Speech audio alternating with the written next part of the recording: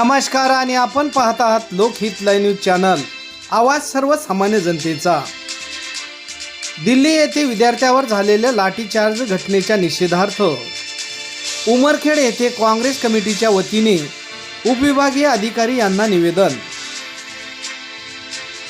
20 जुलै 2026 रोजी दिल्ली येथील जंतर मंतर ते संसद भवन मार्ग येथे विद्यार्थी आंदोलकावर पोलिसांनी केलेल्या अमानुष लाठीचार्ज तसेच लोकसभेतील विरोधी पक्ष नेते राहुल गांधी यांच्यावर बेकायदेशीर कारवाईचा तीव्र निषेध करून माननीय राष्ट्रपती महोदयामार्फत केंद्र शासनाकडे उमरखेड काँग्रेस कमिटीच्या वतीने आपल्या मागण्यांचे निवेदन शुक्रवार दिनांक 24 जुलै 2026 रोजी उमरखेड येथील उपविभागीय कार्यालय येथे देण्यात आले।